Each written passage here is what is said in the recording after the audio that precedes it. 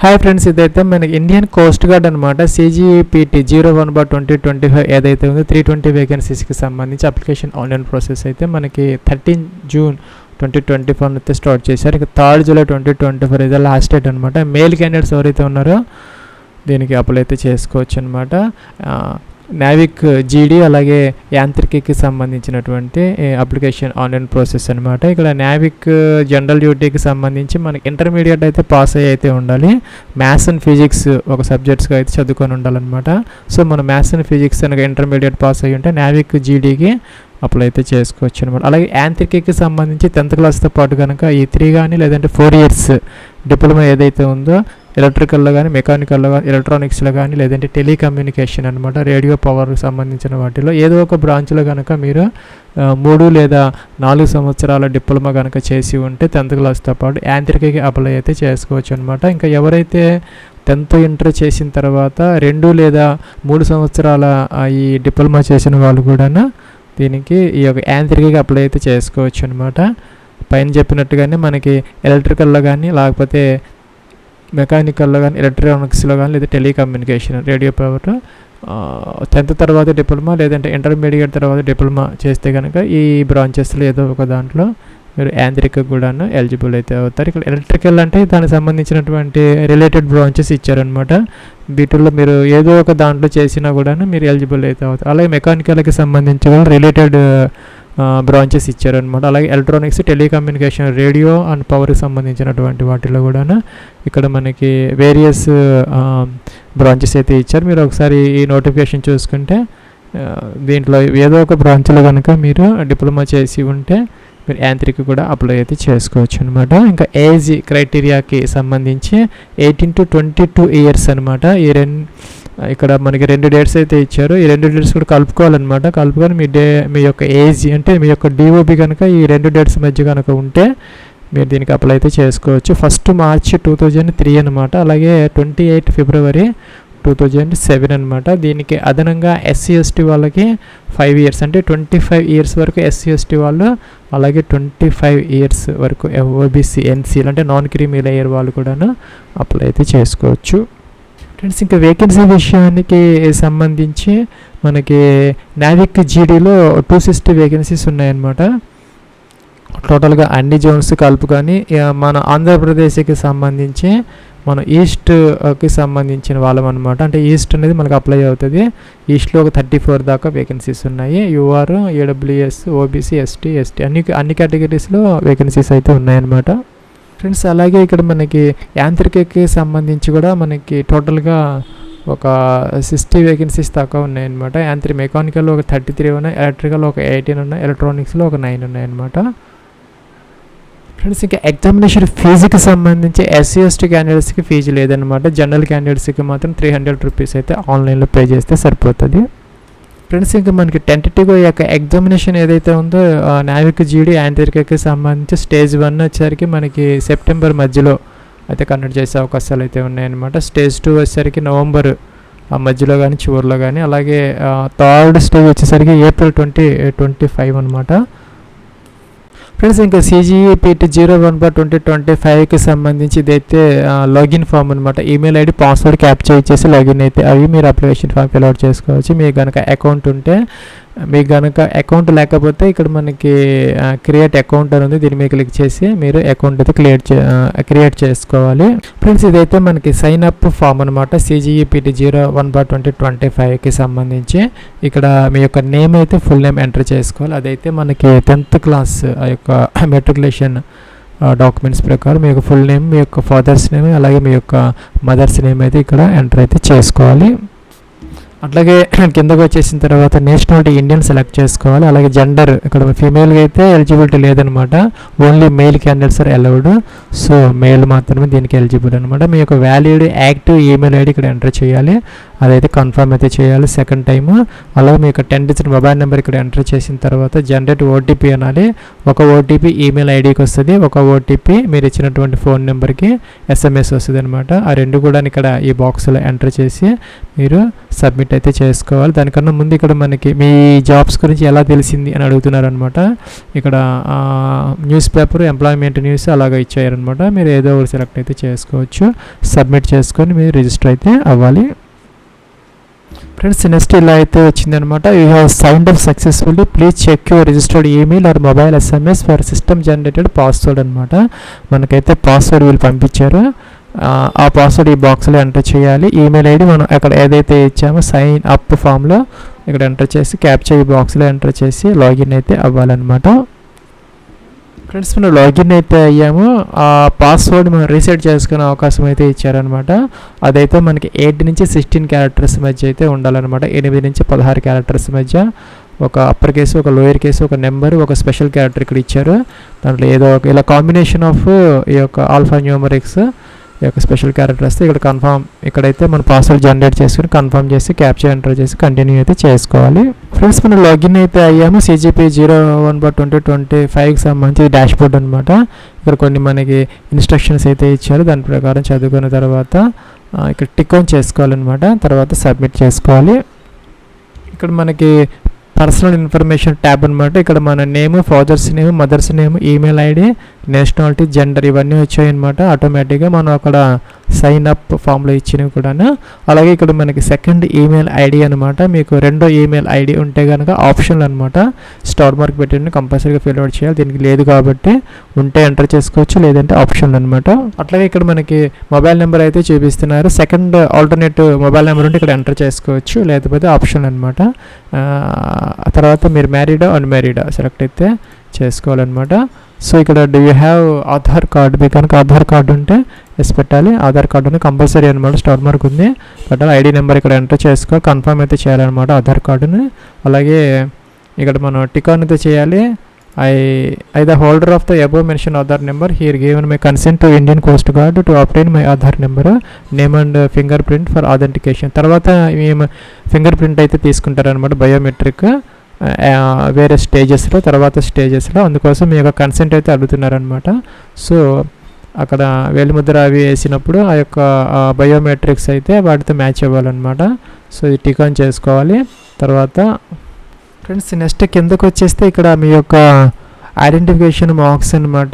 Permanent identification marks on the body, ఏవైతే మన పుట్టుమచ్చలు moles ఉంటాయి మీ యొక్క డాక్యుమెంట్స్ ప్రకారం ఇక్కడ ఎంటర్ చేయాలి. 2 ఎంటర్ చేయాలన్నమాట. ఇక్కడ పైన మనం ఆధార్ కార్డు ఇచ్చాం కదా, ఐడి కార్డు, దాని మీద నేమ్ ఏముందో ఎగ్జాక్ట్గా మిస్టేక్స్ లేకుండా ఇక్కడ ఎంటర్ అయితే చేసుకోవాలి. మన ఎడిట్ ఆప్షన్ అయితే ఉండదు అనమాట. తర్వాత జాగ్రత్తగా అయితే అన్ని కాలమ్స్ ఎంటర్ చేయాలి. తర్వాత చెక్ చేసుకోవాలి 1-2 టైమ్స్. అలాగే ఫ్రెండ్స్ మన ఈ యొక్క ఐడెంటిఫికేషన్ అనేది మనకి బర్త్ మార్క్స్ అయితే అయి ఉండొచ్చు, పుట్టుమచ్చలు, మోల్స్ కానీ, లేకపోతే బరన్ ఇంజురీ అయినటువంటి అవి కూడా మనకి పర్మనెంట్గా ఉంటాయి కాబట్టి అవైనా మనం వాటిని అయితే మనం ఒక ఐడెంటిఫికేషన్ మార్క్స్ కింద ఎంటర్ అయితే చేసుకోవచ్చు అని చెప్తున్నారు. క్యాండిడేట్ కేటగిరీ అనమాట. మీరు జనరల్గా SC ST ఇలాగ AWS OBCను చేసుకోండి. SC ST candidates availing their respective quota must ensure that valid category certificate. మీరు SC ST అవేవన్నా సెలెక్ట్ చేసుకుంటే వ్యాలిడ్ ఆ యొక్క సర్టిఫికేట్ అయితే ఉండాలన్నమాట. వెరిఫై అయితే చేస్తారు. Date of issue of category suppose మీరు SC ST OBC AWS select చేసుకుంటే కేటగిరీ సర్టిఫికేట్ డేట్, అలాగే కేటగిరీ వ్యాలిడిటీ అనమాట. జనరల్గా SC ST వాళ్ళకైతే ఎక్స్పైరేషన్ ఉండదు. OBC వాళ్ళైతే AWS వాళ్ళకి ఇన్కమ్ ఉంటుంది కాబట్టి ప్రతి సంవత్సరం రెన్యువల్ చేయించుకోవాలి, లేకపోతే ఫ్రెష్గా తీసుకోవాలన్నమాట. సో మీకు వ్యాలిడిటీ డేట్ మెన్షన్డ్ ఉంటే కనుక కిందటి ఎక్స్పైరీ ఉంటే కిందది అయితే మనం సెలెక్ట్ చేసుకోవాలి. ఇంకా దానికి ఎక్స్పైరీ లేకపోతే కనుక పై సెలెక్ట్ చేసుకోవచ్చు అనమాట. డేట్ అయితే మనం ఇక్కడ మెన్షన్ అయితే చేసుకోవాలి. క్యాలెండర్ ఇచ్చారు, ఈ క్యాలెండర్ నుంచి మొదట ఇయర్ సెలెక్ట్ చేసుకోవాలి ఇలాగనమాట.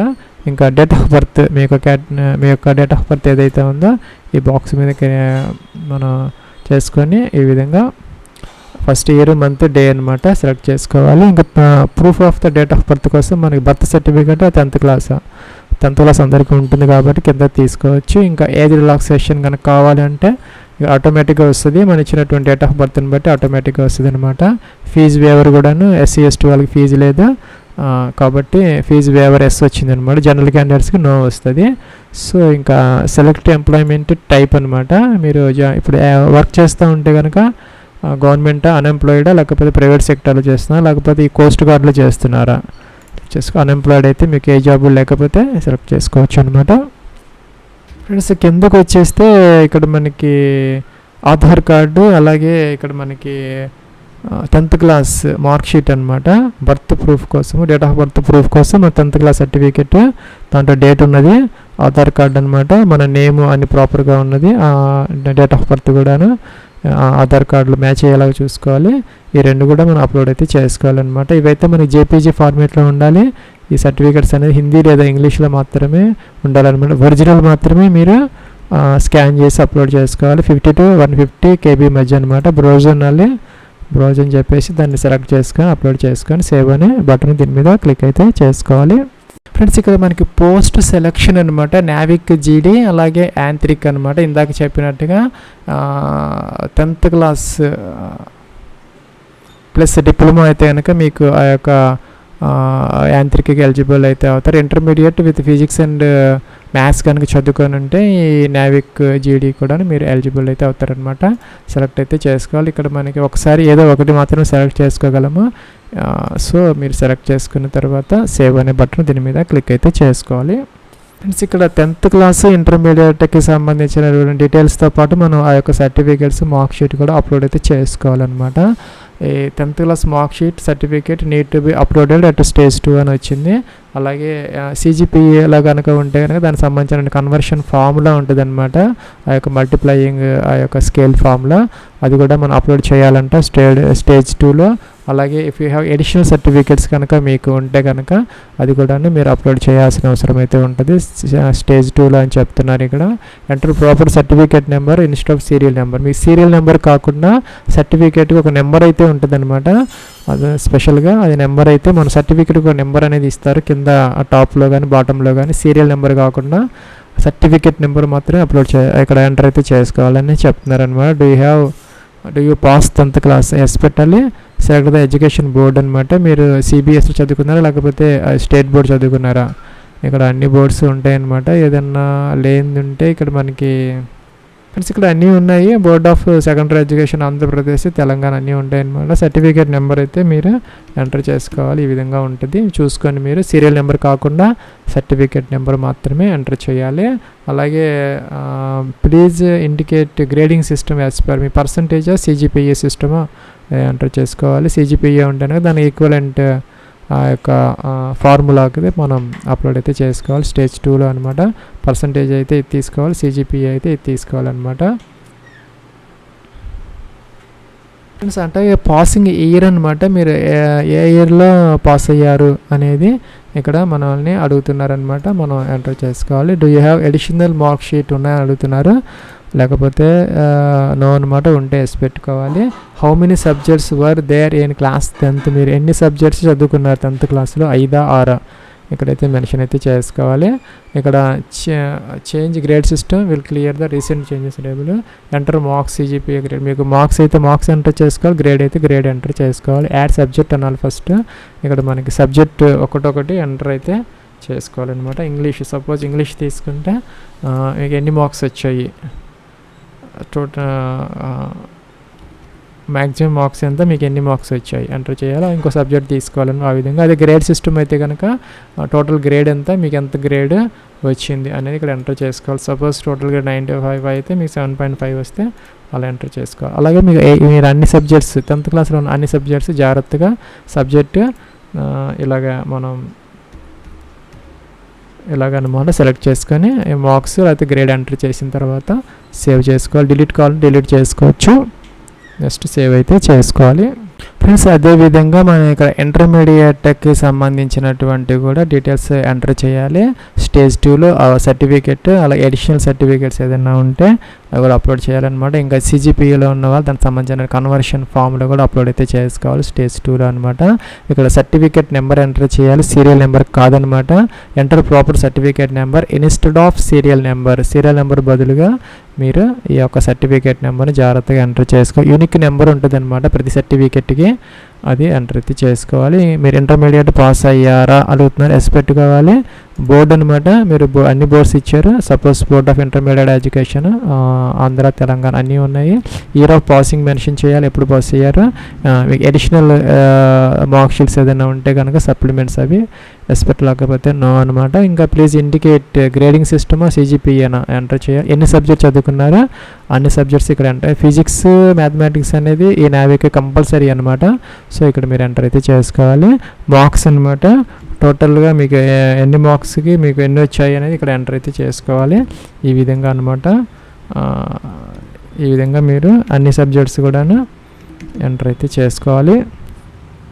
ఫ్రెండ్స్ ఇక్కడ మనకి మ్యాక్సిమం మార్క్స్ అనేది ఇక్కడ మనకి ఎట్లా ఇచ్చినా తీసుకుంటుంది అనమాట. సపోజ్ మీరు 300 అయితే 150 ఎంటర్ చేయాలన్నా కూడా తీసుకుంటుంది అనమాట. ఇక్కడ ఇంటర్మీడియట్ అన్నారు, first year second year mention చేయలేదు. మనం టోటల్గా ఇంటర్మీడియట్కి సంబంధించి 2 ఇయర్స్కి సంబంధించినటువంటి ఆ సబ్జెక్ట్లో మొత్తం మ్యాక్సిమం మార్క్స్ ఎంత, మీకు ఎన్ని మార్క్స్ వచ్చాయి, ఈ విధంగా ఎంటర్ అయితే చేసుకొని మీరు సేవ్ అయితే చేసుకోవాలి. ఓకే అన్నాము. ఇక్కడ నెక్స్ట్ స్టెప్కి అయితే వచ్చా కమ్యూనికేషన్ డీటెయిల్స్ అనమాట. ఫ్రెండ్స్ ఇక్కడ SC ST OBC AWL candidates ఎవరైతే ఉన్నారో అడ్రస్ అనేది ఇక్కడ మనం ఇచ్చిన అడ్రస్తో మ్యాచ్ అయితే అవ్వాలి. ఇక్కడ నోట్ అయితే ఇచ్చారనమాట. ఫ్రెండ్స్ ఇక్కడ అడ్రస్ డీటెయిల్స్ అనమాట. ఇక్కడ house, street, house number, street ఇక్కడ మెన్షన్ చేసుకోవాలి. ల్యాండ్ మార్క్ ఇక్కడ ఎంటర్ చేయాలి. అలాగే ఇక్కడ కంట్రీ, స్టేట్ సెలెక్ట్ చేసుకోవాలి. మీ అడ్రస్లో నుంచి డిస్ట్రిక్ట్ సెలెక్ట్ చేసుకోవాలి, జిల్లా అనమాట. ఇంకా సబ్ డిస్ట్రిక్ట్ ఏదైనా ఉంటే ఎంటర్ చేయాలి. పిన్ కోడ్ ఎంటర్ చేయాలి. పోస్ట్ ఆఫీస్ అనమాట, మీ దగ్గరలో ఉన్న post office name, area name అనమాట. ఇది టిక్ ఆన్ చేస్తే పర్మనెంట్ అడ్రస్ కూడా కిందకైతే వచ్చేస్తే, లేదంటే ఇవి కూడా ఎంటర్ అయితే చేసుకోవాలి. డొమిసైల్ అంటే కనుక మీరు పర్మనెంట్ రెసిడెంట్ స్టేట్ అనమాట. రెసిడెంట్ సర్టిఫికేట్కి డొమిసైల్ సర్టిఫికేట్కి డిఫరెన్స్ అయితే ఉంటుంది. మీరు టెంపరీగా ఎక్కడ ఉన్నా కూడాను దానిని మీకు రెసిడెంట్ సర్టిఫికేట్ ఉంటుంది. అలా కాకుండా మీ ఫాదర్స్, మీ గ్రాండ్ ఫాదర్స్ ఎక్కడైతే నివసించున్నారో, అలాగే మీరు ఎక్కడ బోర్న్ అయ్యారో దానిని డొమిసైల్ స్టేట్ అని అంటారనమాట. అది సెలెక్ట్ చేసుకోవాలి. ఆ సర్టిఫికేట్ కావాలి మనకి. అది మీరు ఏ జిల్లాలో ఆ యొక్క డొమిసైల్ డిస్ట్రిక్ట్, స్టేట్, ఆ యొక్క సర్టిఫికేట్ అయితే కావాలన్నమాట. డొమిసైల్ సర్టిఫికేట్, రెసిడెంట్ సర్టిఫికేట్ అయితే కాదు. డొమిసైల్ సర్టిఫికేట్ అనేది మీకు సపరేట్గా అయితే ఇవ్వడం జరుగుతుంది. అదైతే తీసుకోవాలన్నమాట. ఆ డేట్ కూడా మెన్షన్ చేసుకోవాలి. అదైతే అప్లోడ్ అయితే చేసుకోవాలన్నమాట డొమిసైల్ సర్టిఫికేట్.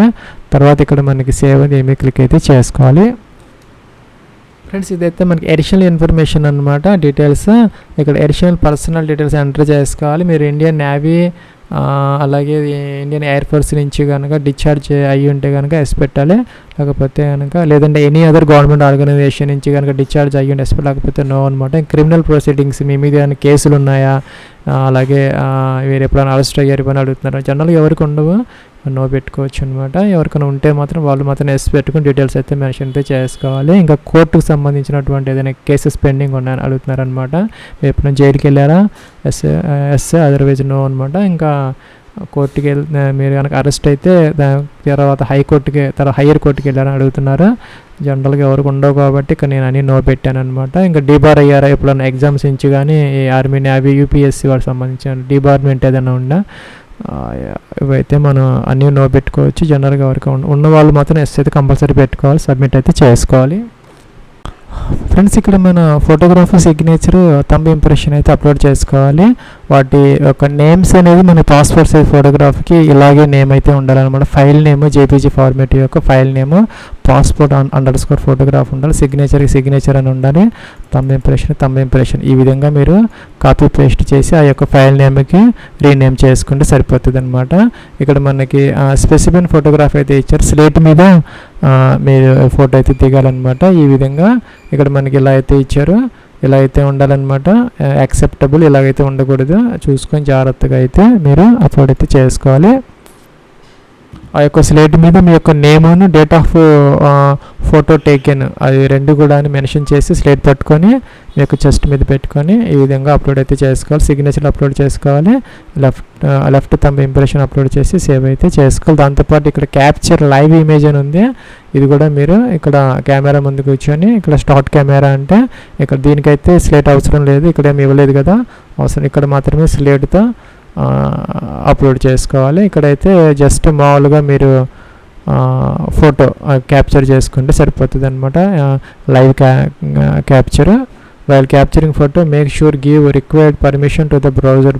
మనకు బ్రౌజర్ అడుగుతుంది అనమాట దీని ఫోటో ఇమేజ్ని తీసుకోవటానికి యొక్క దాన్ని అయితే మనం ఓకే చేసుకోవాలి. Make sure the room is properly lit అనమాట, అంటే మనకి ఒక బ్రైట్నెస్ ఉండేలాగా చూసుకొని లైట్ వేసుకొని అప్లోడ్ అయితే చేసుకోవాలి. Be upright in frame also make ఇక్కడ ఈ బాక్స్లోకి వచ్చేలాగా మీ యొక్క ఫేస్ అనేది హెడ్ పొజిషన్ అనేది యొక్క కెమెరాకి వైపు చూస్తూ క్యాప్చర్ అయితే చేసుకోవాలి. When face is align properly within guider then guide turns green blink the camera and then image will be captured ఆటోమేటిక్గా అనమాట. ఆ బాక్స్లోకి రాగానే మీకు గ్రీన్ కలర్లో చూపిస్తుంది, తర్వాత బ్లింక్ అవుతుంది అనమాట, అప్పుడు ఆటోమేటిక్గా ఇక్కడ క్యాప్చర్ అయిపోతుంది, తర్వాత సేవ్ అయితే మీరు చేసుకోవచ్చు.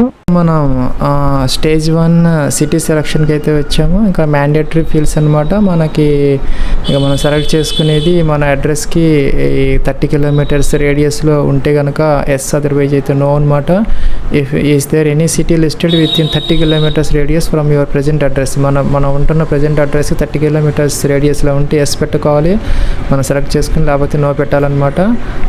ఎస్ పెట్టాలి అయితే లో పెట్టాలి. ఇంకెందుకు వచ్చేస్తే ఇక్కడ మనకి సిటీ ప్రిఫరెన్సెస్ ఇచ్చారు. ఫస్ట్ మనం స్టేట్ సెలెక్ట్ చేసుకోవాలి, నెక్స్ట్ ఇక్కడ మనం సిటీ అయితే సెలెక్ట్ చేసుకోవాలి ఇలాగా, నెక్స్ట్ ఇక్కడ స్టేట్ అలాగే సిటీ అనమాట. ఇలాగైతే మనం సెలెక్ట్ చేసుకోవాలి. అన్నీ కూడాను మనం ఈ ప్రిఫరెన్సెస్ మొత్తం కూడాను అన్నీ అలా ఇచ్చిన తర్వాత ఇక్కడ సేవ్ అయితే చేయాలి ఇలాగా. ఫ్రెండ్స్ ఇక్కడ మనం స్టేజ్ 2 సిటీ సెలక్షన్కి అయితే వచ్చాము. ఇక్కడ ఇదైతే మనం సెలెక్ట్ అయితే చేసుకోవాలి. నోయిడా, గోవా, చెన్నై, కోల్కతా అయితే ఇచ్చారు. ఇవైతే మనం ఏ లిస్ట్ నుంచి అయితే మనం సెలెక్ట్ అయితే చేసుకోవాలి ఈ 4గిట్లో. ఇంకా మనకి ఇక్కడ నెక్స్ట్ సేవ్ అన్నాము. సేవ్ అన్న తర్వాత ఇక్కడ మనకి personal information, show all, hide all అని వచ్చింది. ప్రివ్యూ, మన ప్రివ్యూ అయితే వచ్చింది. నచ్చిన డీటెయిల్స్ అన్నీ ఇక్కడైతే వచ్చాయి అనమాట. మనం ఇక్కడ ఇవన్నీ సిటీ అయితే ఇక్కడ ఇవ్వాలి, ఇవన్నీ టిక్ ఆన్ అయితే చేయాలి. ఇవన్నీ టిక్ ఆన్ చేసి సేవ్ అయితే చేయాలన్నమాట. ఫ్రెండ్స్ ఇక్కడ మా డీటెయిల్స్ అయితే వచ్చాయి. Once details confirmed application will not be editable అంటే నో ఆప్షన్, అంటే ఎడిట్ ఆప్షన్ తర్వాత ఉండదు. ఇక్కడైతే మనం కన్ఫర్మ్ అయితే చేసుకోవచ్చు. కన్ఫర్మ్ అయితే అన్నాము. Your application details are confirm successfully అని వచ్చింది. ఓకే అన్నాము. ప్రొసీడ్ టు పేమెంట్ అని వచ్చింది. ప్రొసీడ్ టు పేమెంట్ అనమాట. ఇక్కడ మనకి పేమెంట్ గేట్వే అయితే ఓపెన్ అవుతుంది. ఇక్కడ పే త్రూ అని వచ్చింది. ఇక్కడ మనం పే అన్నాము. You are processing your request. ఇక్కడ క్రెడిట్ కార్డ్, డెబిట్ కార్డ్ ఇలా అయితే వచ్చాయి. మనకి ఇక్కడ ఈ కార్డ్ డీటెయిల్స్ ఇచ్చి ఓటీపీ కనుక మనం వెరిఫై చేసేస్తే ఫీజు అయితే పేమెంట్ జరుగుతుంది. ఇక్కడ మన అప్లికేషన్ స్టేటస్ చూసుకోవచ్చు. ఇంకా ప్రింట్ అప్లికేషన్ ఫామ్ అయితే తీసుకోవచ్చు. ఇది